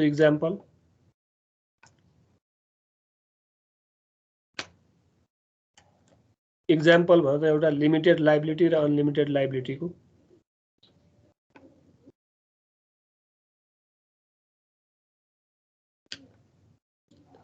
कता हरायो? त्यसको पनि डिस्टर्ब के हो? अमितले के बोल्न खोजेको थियो? ए होइन सर, अघि सुनिरहेको थिएँ तर माइक अन गर्नै मिलेन कि नेटवर्क प्रब्लम भएर। ओके ल भन, एउटा इक्जाम्पल तिमी नै भन। हामीले विभिन्न फर्म अफ बिजनेस पढ्यौँ, बिजनेसका फर्म। त्यसमा पार्टनरसिप फर्ममा basically limited partnership and unlimited partnership भन्यौँ। नेपाल कन्टेक्स्टमा त पार्टनरसिप फर्म अनलिमिटेड नै छ, अनलिमिटेड लाइबिलिटिज नै भएको हो। तर युकेमा चाहिँ हामीहरू चाहिँ अनलिमिटेड र लिमिटेड दुईटा रहेछ। यसको डिफ्रेन्सेस र एउटा इक्जाम्पल भन त। लिमिटेड लाइबिलिटिज र अनलिमिटेड लाइबिलिटिजको फरक चाहिँ कम्पनी डुब्यो भने अथवा कम्पनी लिक्विडेट भएको बेला चाहिँ देखिन्छ। अनि लिमिटेड लाइबिलिटीमा चाहिँ के हुन्छ भने अब अनरहरूको लाइबिलिटी चाहिँ लिमिटेड हुन्छ। भन्न के खोज्यो भने अब कम्पनीलाई लिनुपर्ने भन्दा तिर्नुपर्ने पैसा बढी छ कम्पनीको भने चाहिँ लिमिटेडमा चाहिँ अनरले आफ्नो पर्सनल वेल्थबाट चाहिँ तिर्न परेन। तर अनलिमिटेड लाइबिलिटिजमा चाहिँ अब कम्पनीले तिर्नुपर्ने पैसा बढी छ आफ्नो एसेट र पाउनुपर्ने पैसा भन्दा, त्यस्तो केस आयो भने चाहिँ अनि अनरले चाहिँ आफ्नै पर्सनल वेल्थबाट पनि इन्भेस्ट के अरे त्यो लाइबिलिटी चाहिँ मिट गर्नु पर्छ सर। ओके, एक्ज्याक्टली त्यही हो। र यो लाइबिलिटी लिमिटेड र अनलिमिटेड कहाँनिर थाहा हुन्छ? हामीहरूले एकदम ठ्याक्कै कुरो, when business is going to be close अथवा लिक्विडेसनमा गयो भने मात्रै त्यहाँनिर हाम्रो लाइबिलिटी लिमिटेड हो कि अनलिमिटेड हो भन्ने कुरो आउँछ। त्यसैले इनिसियल फेजमा जति इन्भेस्टमेन्ट गरेको हो, यदि त्यति अब हुन त हामीले डकुमेन्टेसन पढिसकेका छौँ। कुनै पनि कम्पनी रजिस्टर हुँदाखेरि त्यो डकुमेन्टेसन जे अनुसारले बनाएको हुन्छ ठ्याक्कै कम्पनीले पछि काम गर्ने सिलसिलामा त्यही फलो गर्नुपर्ने हुन्छ। यदि रजिस्ट्रेसन गर्ने बेलामा जतिखेर उसले मेमोरेन्डम बनाउँछ त्यतिखेरै मेन्सन के गरेको हुन्छ भने म लिमिटेड लाइबिलिटी भएको पार्टनरसिप फर्म हो र म बाई द वे फ्युचर भने त कसैले प्रिडिक्सन गर्न सक्दैन, अनसर्टेन हो। त्यसैले फ्युचरमा यदि बिजनेस लिक्विडेसन भयो भने जति इनिसियल फेजमा पार्टनरहरूले लगानी गरेका छन् त्यतिसम्म मात्रै उसको दायित्व हो। उसले चाहिँ त्यो पेएबल अमाउन्ट पेमेन्ट गर्नुको लागि आफ्नो पर्सनल प्रोपर्टी, पर्सनल चाहिँ स्थिर सम्पत्ति बेच्नु पर्दैन भन्ने मेन्सन गरेका छ भने त्यसलाई लिमिटेड लाइबिलिटी पार्टनरसिप भयो। केही पनि भनेको छैन। अब नेपालमै भयो, म अघि पनि भनेको थिएँ, केही पनि भनेको छैन। पार्टनरसिप फर्म भन्यो, पार्टनरसिप डिडमा, नेपालमा चाहिँ पार्टनरसिप डिड भन्छ, एग्रिमेन्ट हो। त्यो जतिखेर पार्टनरसिप डिड फर्मुलेसन गरे हुन्छ त्यहाँ प्लान त्यो मेन्सन गरे हुन्छ क्लोजहरू। यहाँ चाहिँ अनलिमिटेड नै भनेर गरेको हुन्छ। र by the way partnership form पनि डिजल्भ भयो अथवा लिक्विडेसनमा गयो भने जुन रेसियोमा उनीहरूको इनिसियल इन्भेस्टमेन्ट छ, रेसियो भनेको क्यापिटलको इन्भेस्टमेन्ट, जस्तो ए भन्ने मान्छेले बढी इन्भेस्टमेन्ट गरेको हुनसक्छ, बी भन्ने मान्छेले कम, सी भन्ने मान्छेले थोरै भनेको उनीहरूको इन्भेस्टमेन्टको रेसियोमा उनीहरूले रिस्क बेयर गर्ने पनि त्यही रेसियोमा हो र डिभिडेन्ड गेन गर्ने पनि त्यही रेसियोमा हो र फाइनली बिजनेस चाहिँ यदि लिक्विडेट भयो लिक्विडेसनमा गयो भने र त्यहाँ भएको लाइबिलिटी अथवा पेमेन्ट गर्नु पर्यो अथवा पेएबल अमाउन्ट धेरै भयो भने त्यो पेएबल अमाउन्ट पेमेन्ट गर्दा पनि उनीहरूको इन्भेस्टमेन्टकै रेसियोमा उनीहरूले के गर्छ पर्सनल प्रोपर्टी सेल गरेर पनि त्यहाँ लगानी गर्नुपर्ने केस हुनसक्छ। अब अर्को हामीले अर्को पनि एउटा टपिकभित्रै पढेका थियौँ, यो चाहिँ फाइनान्ससँग रिलेटेड हामीले chief financial officer chief financial म्यानेजमेन्टका कुराहरू पनि पढेका थियौँ र मैले थोरै उही ब्याकअपै भनेको मतलब त्यो रिभिजनै गरेको। अब हामीले चाहिँ विभिन्न एसेट्सहरू रिसोर्सेसहरू टान्जिबल पनि हुन्छ इन्टान्जिबल पनि हुन्छ, यो लास्ट इयरै पढिसक्या भएर मैले भनेन। र रिसोर्स टान्जिबल र इन्टान्जिबल के होला, इन्टान्जिबल रिसोर्स के हुनसक्छ त? एसेट्सहरू पढेका थियौँ हामीले, टान्जिबल इन्टान्जिबल के होला ल भयो त? अब पर्टिकुलरली कसलाई भन्ने कोही बोल्दैन। कञ्चन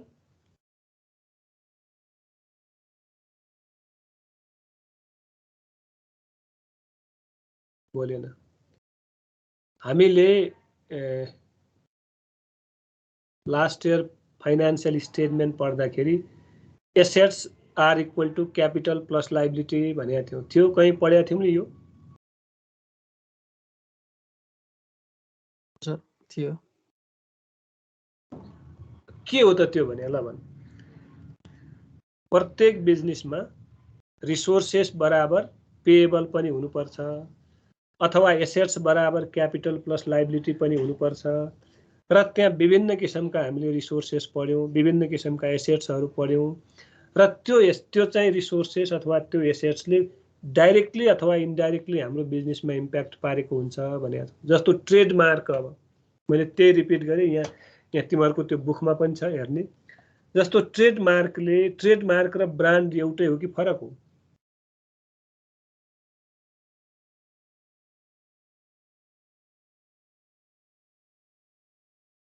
थाहा छैन भने कसैले थाहा छैन भन्ने हो।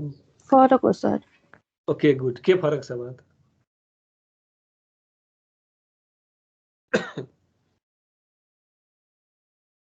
सर त्यो रजिस्ट्रेसनको कुरामा फरक हुन्छ। ओके, अरू कुरामा फरक हुँदैन, मात्रै त्यो रजिस्ट्रेसनको हो। एकदमै ठिक। जस्तो ब्रान्ड भनेको एउटा नेम हो, सिम्बोल हो, साइन हो कुनै, र त्यो सिम्बोल त्यो नेम त्यो साइनलाई हामीले लिगल अथोरिटीमा चेन्ज गर्नको लागि रजिस्ट्रेसन गर्नै पर्ने हुन्छ। कम्पनी रिलेटेड त्यो अफिसमा रजिस्ट्रेसन गरिसकेपछि त्यसको लिगल अथोरिटी हुन्छ र त्यो लिगल अथोरिटीलाई हामी के भन्छौँ त? ट्रेडमार्क भन्छौँ। त्यसैले कुनै पनि बिजनेसका डिफ्रेन्ट रिसोर्सेसहरू छन्, त्यो रिसोर्सेसहरूमा विभिन्न एसेट्सहरू पनि छन्। मैले भने रिसोर्सेस आर द युटिलाइजेसन हुन्छ है, र जति हामीले रिसोर्स कलेक्सन, त्यो अघि पनि मैले भने assets are equal to capital plus liabilities भन्ने कुरो हुन्छ। हामीले त्यो लाइबिलिटिज कलेक्सन गरिसकेपछि अथवा अमाउन्ट कलेक्सन गरिसकेपछि त्यो विभिन्न ठाउँमा इन्भेस्टमेन्ट भएको हुन्छ र त्यो विभिन्न ठाउँमा हामीले कहिलेकाहीँ यस्ता गुडविल ट्रेडमार्कमा पनि हामीले चाहिँ स्पेन्ड गरे। गुडविलको लागि पनि मान्छेले खर्च गर्छ, ट्रेडमार्कको लागि पनि खर्च गर्छ। त्यो खर्च गर्नु अथवा त्यो स्पेन्ड गर्नु भनेको, त्यो इन्भेस्टमेन्ट गर्नु भनेको लङ टर्मको लागि बेनिफिट हो। अब अर्को हामीले फाइनान्सियल म्यानेजरका प्लान, पोलिसी, रुल्स, रेगुलेसन्स के हुन्छ, उसले कसरी काम गर्छ भन्ने कुरोमा पनि हामीले डिस्कसन गरिसकेका थियौँ। एउटा अर्को इम्पोर्टेन्ट कुरो के छ भने एउटा साइकल, क्यास कसरी जेनेरेट हुन्छ त? अब यो साइकलमा हामीले जाँदाखेरि हाम्रो ट्रान्जेक्सन कति किसिमका हुन्छन्? फाइनान्सियल ट्रान्जेक्सन कतिवटा हुन्छ भनेको थियौँ? दुईटा सर। दुईटा, एउटा क्यास एउटा क्रेडिट। अब क्यासमै हामीले कुनै ट्रान्जेक्सन चाहिँ अकर भएको छ भने कुनै समस्या भएन, अटोमेटिक क्यास जेनेरेट भयो। यदि क्रेडिटमा हाम्रो ट्रान्जेक्सन छ भने पेएबल पनि हुनसक्छ, रिसिभेबल पनि हुनसक्छ। र हामीले अब चाहिँ रिसिभ गर्दाखेरि अथवा किन्दाखेरि, अब हेर किन्यौँ उधारोमा, हाम्रो स्टक आयो, र मेटेरियल आयो, त्यो र मेटेरियल त्यो स्टकलाई प्रोसेसिङ गरिन्छ, प्रोसेसिङ गरिसकेपछि फिनिस्ड गुड्समा चेन्ज हुन्छ, फिनिस्ड गुड्सलाई सेल गर्ने, सेल गर्दा पनि दुईटा तरिका भयो, एउटा क्रेडिट भयो एउटा क्यास भयो। क्यासमा भयो भने इमिडिएटली क्यास आयो, त्यो क्यासलाई हामीले पेमेन्ट गर्नु पर्यो। तर त्यो पनि क्रेडिटमा सेल भयो भने फेरि पैसा उठाउन अलिकति लेट भयो, फेरि हाम्रो साइकल फेरि पैसा कलेक्सन गर्नेतिर लाग्यो। अथवा यो मैले यहाँ भन्न खोजेको कुरो के भने यो टोटल साइकललाई म्यानेज गर्ने, त्यो साइकललाई चाहिँ मिनिमाइज गर्ने काम भनेको फाइनान्स म्यानेजरको हो। किनभने कसरी पेमेन्ट गर्ने अथवा कसरी कलेक्सन गर्ने अथवा कहाँबाट फाइनान्स अरेन्ज गर्ने, रिसोर्सेस गर्ने भन्ने कुरो उसले चाहिँ इम्पोर्टेन्ट रोल खेल्या हुन्छ र त्यही अनुसार प्लानिङ पनि बनाउनु पर्ने हुन्छ। अब एउटा यहाँनिर अलिकति मैले फेरि तिमीहरूबाटै भने, अरू त सजिलो अपर्च्युनिटी कस्ट भनेको के हो त?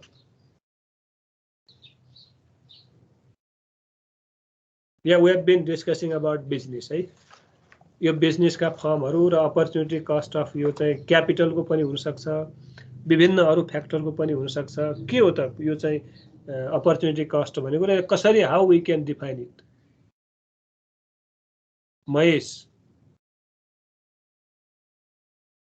महेशले बोलिरहेछ, बोल्दै हिजो पनि बोलेको थिएन बिचरा, आज पनि के बोल्नु? सजगले भन्ला। सजग, हजुर सर। अपर्च्युनिटी कस्ट त्यो भनेको चाहिँ सर एउटा प्रोजेक्ट लिँदा कस्ट कति पर्छ अनि त्योबाट रिटर्न्स कति आउँछ त्यो एनालाइज गरेर त्यो प्रेजेन्ट भ्याल्युहरू निकालेर गर्नेलाई अपर्च्युनिटी कस्ट अफ क्यापिटल भन्छ। ओके, एउटा सामान्य वेमा अपर्च्युनिटी त यसो हो, तिमीले भने ठिक छ, तर त्यतिले मात्रै पुगेन कि। अपर्च्युनिटी कस्ट हुनुको लागि अल्टरनेटिभ हुनुपर्छ है। जस्तो अल्टरनेटिभ ए, अल्टरनेटिभ बी, तिमीले कुरो चाहिँ ठिक गर्यौ, क्यापिटल बजेटिङमा जोड्यौ, त्यहाँ चाहिँ हामीले के भने प्रोजेक्ट अप्राइजल गर्नुपर्ने कुरो भयो। अलिकति मैले त्यसलाई अलिकति एक्सप्लेन गरेँ।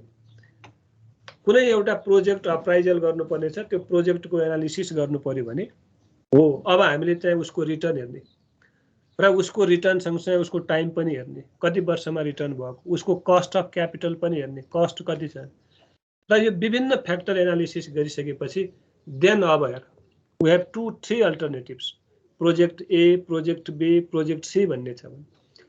अब त्यो प्रोजेक्ट एनालिसिस गरिसकेपछि अब एउटा ए भन्ने प्रोजेक्ट सिलेक्सन गर्ने कि बी भन्ने प्रोजेक्ट सिलेक्सन गर्ने कि सी भन्ने प्रोजेक्ट सिलेक्सन गर्ने, के को बेसमा सिलेक्ट गर्ने? अब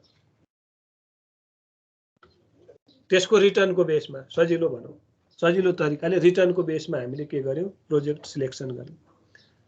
अब भन, अपर्च्युनिटी भनेको त्यो हो जब एउटा अल्टरनेटिभलाई सेक्रिफाइस गरेर अर्कोलाई हामी इम्प्लिमेन्ट गर्छौं र अर्कोबाट बढी बेनिफिट, बढी गेन गर्छौं भने त्यसलाई अपर्च्युनिटी भन्छ, अपर्च्युनिटी कस्ट भन्छ।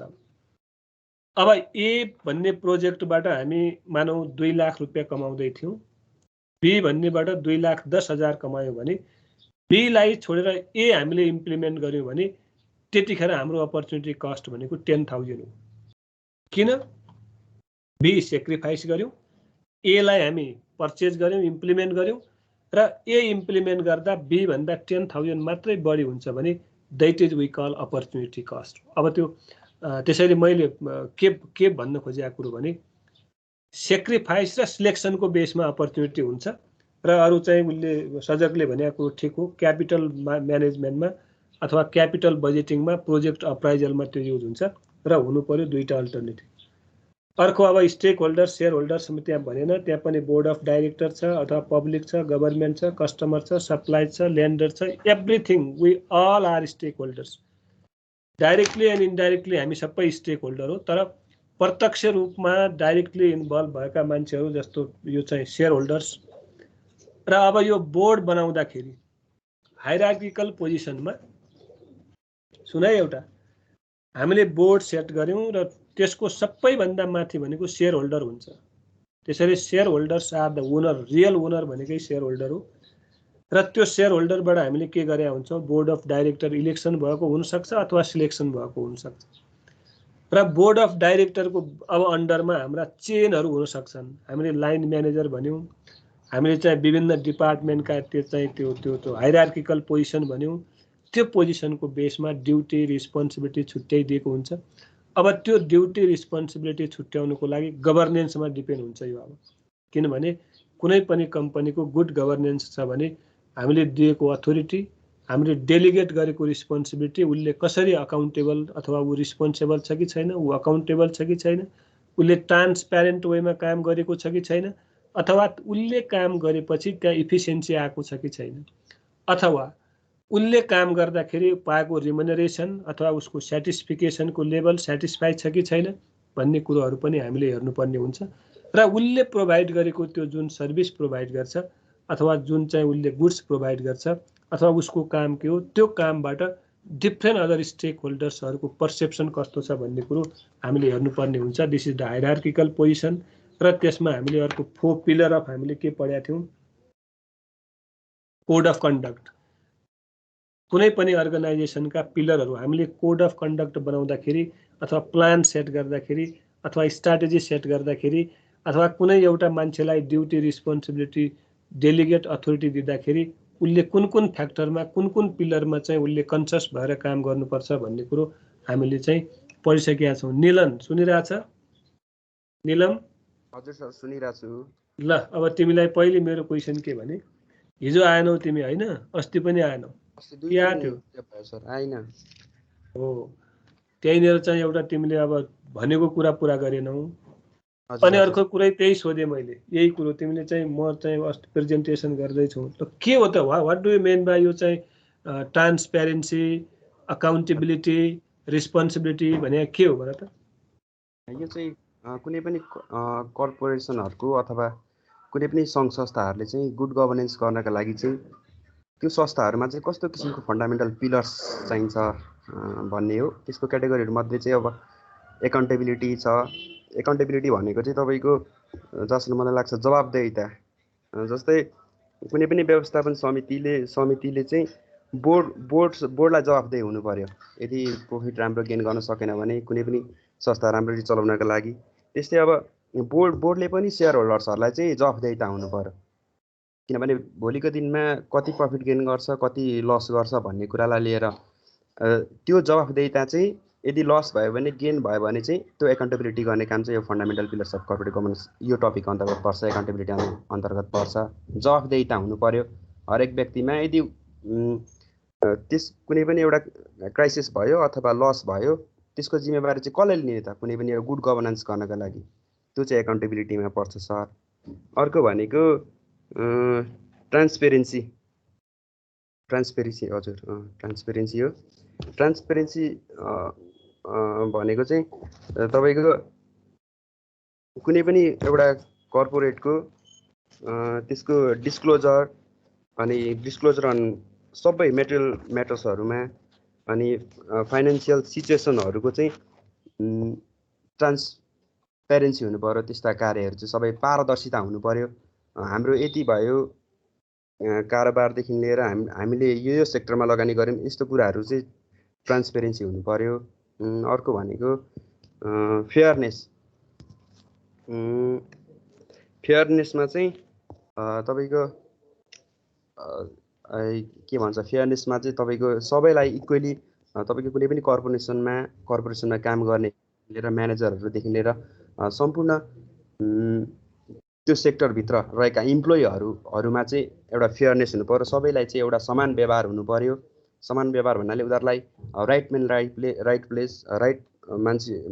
प्लेसमा चाहिँ राइट मान्छेहरू लाउनु पर्यो। त्यो एक्सिलेन्स भएको मान्छेहरूलाई चाहिँ राख्नु पर्यो। अनि त्यो चाहिँ फेयरनेस अन्तर्गत पर्छ। कुनै पनि एउटा कर्पोरेसनले चाहिँ राम्रो गुड गभर्नेन्स हुनका लागि चाहिँ एउटा राम्रो सुशासन तरिकाले चाहिँ कुनै पनि संस्था चलाउनका लागि चाहिँ त्यहाँ फेयरनेसको एकदमै आवश्यकता पर्दछ।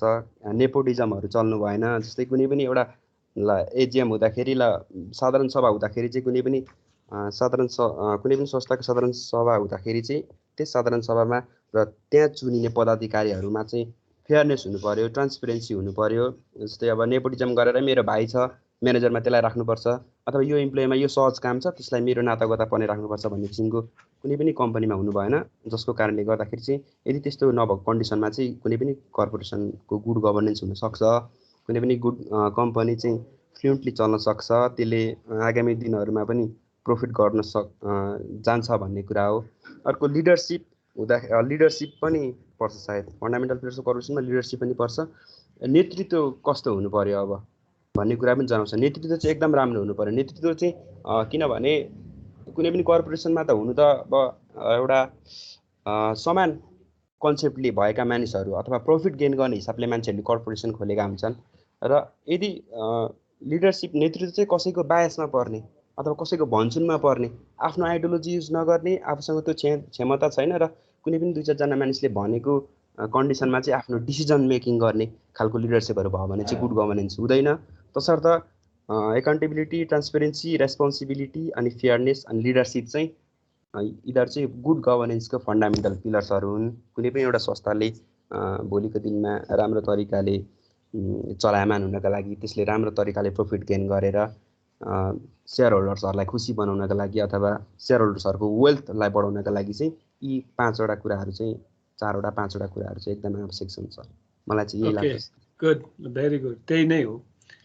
अब त्यो पिलर पर्यो नि हामीले, फन्डामेन्टल बेस भनेकै कुनै पनि कर्पोरेटको कुनै पनि अर्गनाइजेसनको त्यही हो। र मेरो एउटा सानो फेरि क्वेसन, अब यो कसले भन्छ हामी transparent in terms of monetary form मात्रै हुन्छ कि यो अरू फर्ममा पनि ट्रान्सप्यारेन्सी हुन्छ भन? हामी ट्रान्सप्यारेन्सीका कुरा गर्दाखेरि ओन्ली फाइनान्सियल ट्रान्जेक्सन्स अथवा मोनेटरी मात्रै ट्रान्सप्यारेन्ट हुनुपर्छ कि अरू सेक्टर पनि हुनुपर्छ? के हुनुपर्छ अरू भयो भने? अमित,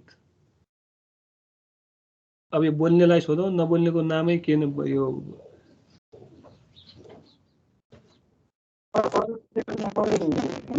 ट्रान्सप्यारेन्सी भन्ने कुरा चाहिँ अब कम्पनी मात्र नभइकन पनि कुराहरू मतलब नटुने अरू प्रोजेक्ट लियो अथवा यो डिसिसन गरेको कम्पनीले अथवा यो मान्छेलाई राख्यो, मतलब इम्प्लोइ एज अ को इम्प्लोइ छन् के छन् त्यो कुराहरूमा पनि ट्रान्सप्यारेन्सी हुनु पर्यो। अनि इम्प्लोइहरू के कस्तो छ, इम्प्लोइ स्ट्याटसहरू अनि डिसिजन स्ट्याटस, यस्तो सम्पूर्ण कुराहरूमा चाहिँ ट्रान्सप्यारेन्सी चाहिँ हुनुपर्छ मनी बाहेक अरूमा पनि। ओके, गुड, एकदम भेरी गुड। तिम्रो अलिक डिस्टर्ब क्लियर सुनेन, मेरोमा मात्रै हो कि सबैकोमा हो? मोनेटरी फर्ममा मात्रै होइन, एभ्रिथिङ चाहिँ हाम्रो टाइमदेखि लिएर हामीले चाहिँ जस्तो के भन्छ भने त्यहाँ चाहिँ फेरि कोही मान्छे उसरी ड्युटीको टाइम एलोकेसन 9:30 बजे, कुनै एबिसी भन्ने मान्छे 10-11 बजे आयो भने पनि द्याट इज नट ट्रान्सप्यारेन्ट, त्यो पनि करप्सन हो। अब हेर, हामीले भन्दाखेरि त्यो पनि के हो त? करप्सन हो। अब दिएको ड्युटी रिस्पोन्सिबिलिटी, तिमीले राम्रो कुरो भन्यौ, कुनै मान्छे ड्युटी रिस्पोन्सिबिलिटी इम्प्लोयर बीचको टाइम, उसको ड्युटी, उसको अकाउन्टेबिलिटी, उसको रिस्पोन्सिबिलिटी पनि ट्रान्सप्यारेन्ट हुनुपर्छ। यदि त्यो सबै कुरोमा ट्रान्सप्यारेन्सी आयो भने बल्ल फाइनान्सियली अटोमेटिक ट्रान्सप्यारेन्ट हुने हो। र सुरुदेखि नै टाइममै ट्रान्सप्यारेन्ट छैन, इभ्यालुएसनमा ट्रान्सप्यारेन्ट। अर्को कुरो सुन, इभ्यालुएसन गर्दाखेरि हामीले कर्पोरेसन पढ्दैछौँ र कर्पोरेसनमा विभिन्न किसिमका ह्युमन रिसोर्सेसहरूको चाहिँ पर्फर्मेन्सको बेसमा हामीले के गर्नुपर्ने हुन्छ? प्रमोसन गर्नुपर्ने हुन्छ। त्यो उसको पर्फर्मेन्स, उसको चाहिँ अप्राइजलको बेसिसमा हामीले चाहिँ विभिन्न किसिमका इन्सेन्टिभहरू, रिवार्डहरू, पनिसमेन्टहरू दिनुपर्छ भने त्यहाँनिर पनि यदि फेयरनेस भएन भने, अर्को पिलरमा फेयरनेस भएन भने पनि ट्रान्सप्यारेन्टी भएन। किनभने ए भन्ने मान्छेले राम्रो पर्फर्मेन्स दिएको छ तर ऊ चाहिँ पनिस भयो, ऊ रिवार्ड भएन भने त्यहाँ के देखियो त? अनजस्टिस त भयो, अनफेयर भयो, तर त्यो सँगसँगै द्याट इज नट ट्रान्सप्यारेन्ट, त्यो पनि भएन।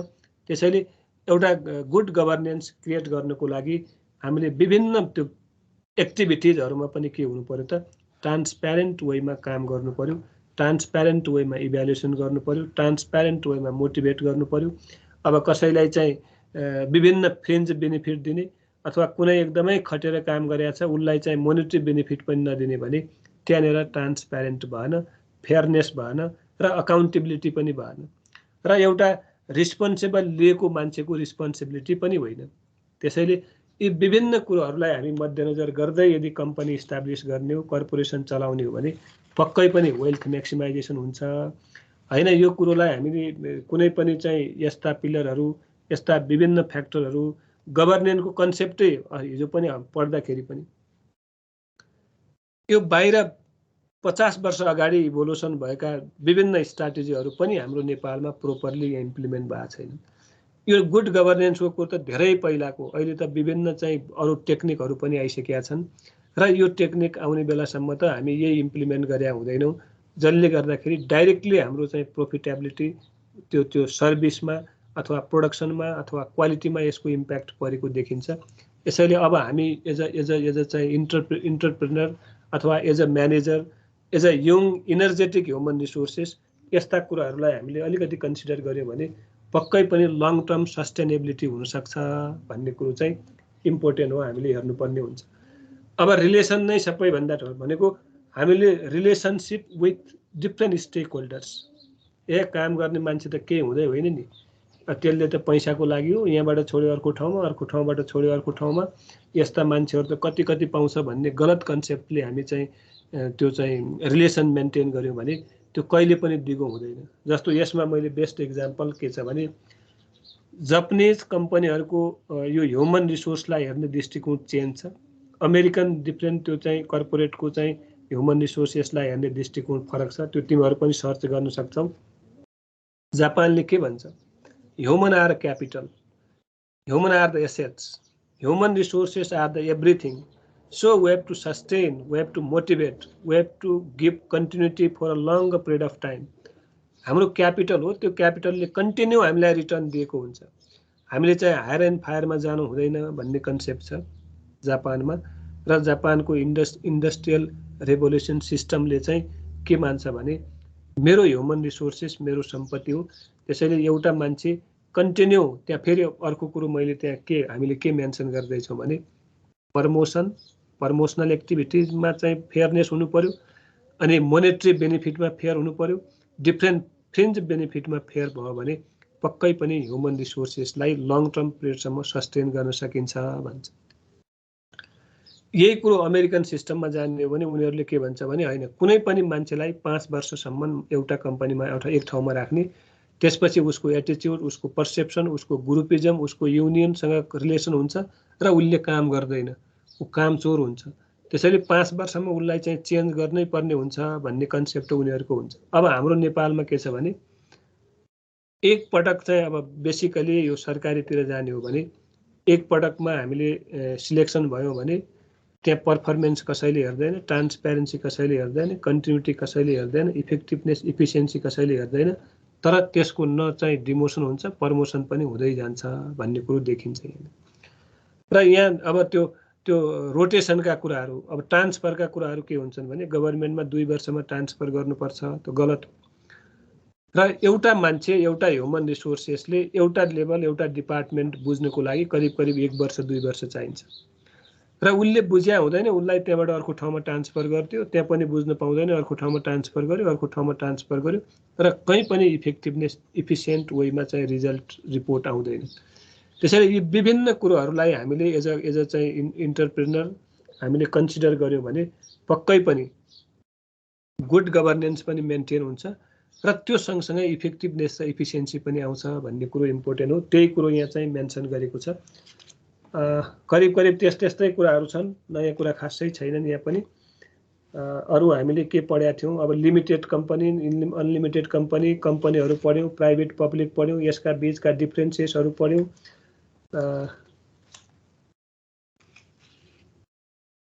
अब सेयरको प्राइस पार भ्यालु 100 रुपियाँ हुन्छ र बाहिर पनि त्यही 100 रुपियाँ नै देखिएको छ। यसका विभिन्न अब चाहिँ लिमिटेसन्सहरू, लाइबिलिटिजहरू अथवा मेरिट्सहरू, डिमेरिट्सहरू फरक छन् भन्ने कुरो पनि हामीले स्टडी गरिसकेका छौँ। ल, पहिलो भनेको हामीले CB1 को बुकको बेसमा 2टा च्याप्टर, एउटा चाहिँ पहिलो च्याप्टर के भनेको छ, गुड गभर्नेन्स भनेको छ, के भनेको छ, गभर्नेन्स अफ द कम्पनी के भनेको छ, key principles of finance and corporate governance, अनि अर्को चाहिँ हामीले यो बिजनेस के भनेको छ, यहाँ बिजनेस ओनरसिप, 2टा पढ्यौँ। र थर्डमा ट्याक्सेसन छ, ट्याक्सेसन अब नेक्स्ट विक पढौँला। यो थ्योरिटिकली हामीले अलिकति बुझ्यौँ भने न्युमेरिकली ट्याक्समा पनि त्यस्तो साह्रो न्युमेरिकल छैन, थ्योरिटिकल पारामा अलिअलि न्युमेरिकल छ। हामी पढ्नेछौँ। ल केही यसमा डिस्कसन गर्नुपर्ने, कसैले थप्नुपर्ने छ केही? सोमराज, अघि तिम्रो डिस्टर्ब आएको थियो। हजुर सर, क्लियर छ। अहिले चाहिँ क्लियर आयो। ल यहाँ चाहिँ हामीले अघि पनि भन्यौँ, कुनै पनि बिजनेस अथवा हामी इन्टरप्राइजेस इस्टाब्लिस गर्नको लागि मिनिमम क्राइटेरियाहरू चाहिन्छ। त्यो मिनिमम क्राइटेरियामा हामीले यो चाहिँ जुन 5-6 पिलरहरू पढ्यौँ नि, ल के हुन् र किन यो डिफ्रेन्ट चाहिँ हाम्रा पिलरहरू बीच कोअर्डिनेसन, कोअपरेसन र त्यो इन्टर रिलेटेड हुन्छन्? ल डिस्क्राइब गर त।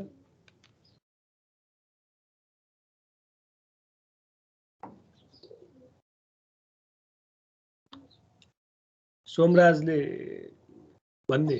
सर हजुरको आवाज अलिकति कटेर आयो, एकछिन रिपिट गर्नु न पैसा।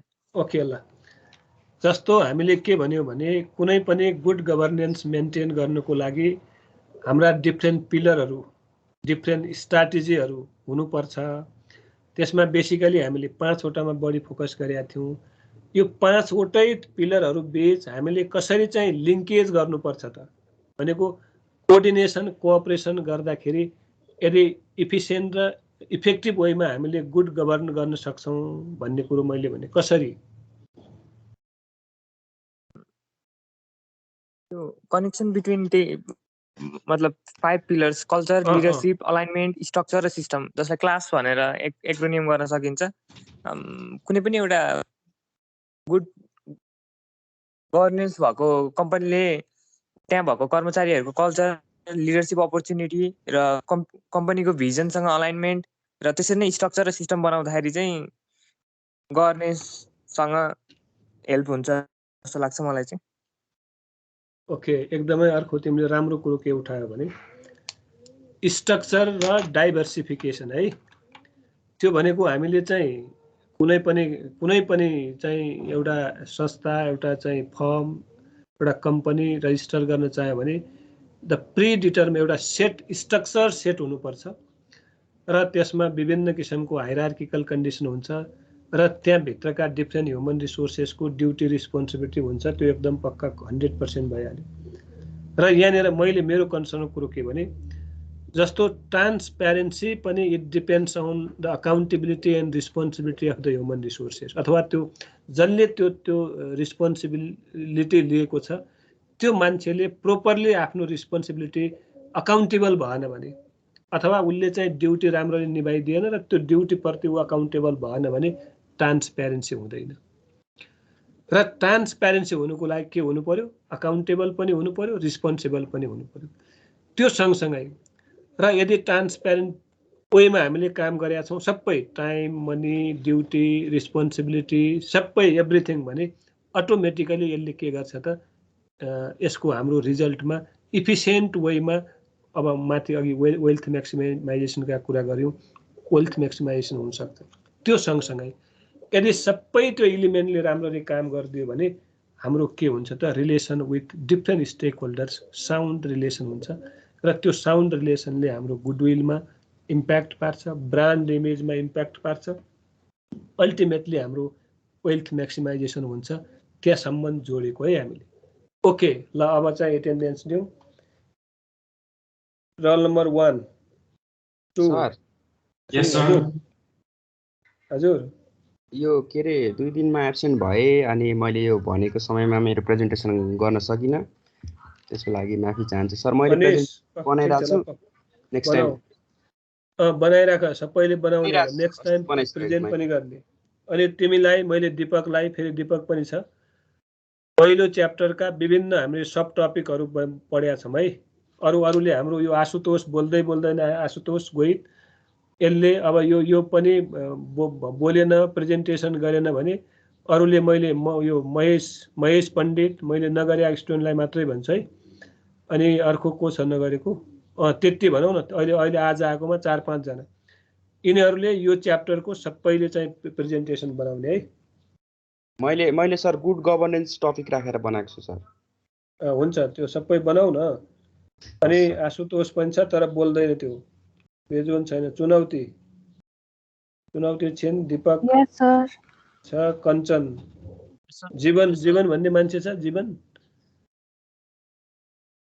कहाँ गयो त्यो बोल्यो अघि आएको थियो जीवन आयो उसको एक्जाम आउँदैछ सर त्यही भएर होला जीवनको हजुर CS1 दिने रे भने सुनेको थिएँ मैले ओके राइट ल ठिक छ एक्जाम दिने मिहिनेत पनि गर्ने अनि यहाँ हाम्रो महेश पण्डितजी पनि हुन् पण्डितजी त बोल्दैनन् मनीष नरेश यस सर निशान निलन Yes, सर sir. म नि छु सर नै छु, sir. प्रकाश नेउपाने छ यो प्रकाशलाई पनि भनिदेऊ यो कहिले आउने कहिले नआउने यसको पनि प्रेजेन्टेसन थिएन प्रकाश सविता छैन सजक छ यस सर सञ्जीव सविता पनि छिन् हिजो थिएन हजुर हिजो हिजो थिए सर तर पछि बत्ती गएर छिटै निस्केको जस्तो लाग्यो अनि चाहिँ सञ्जीव छ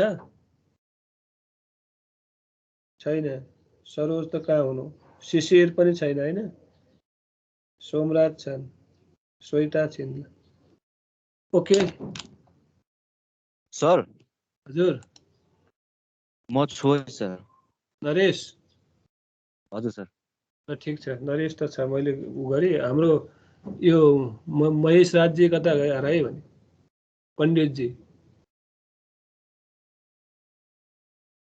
पण्डितजी त बोल्दैनन् त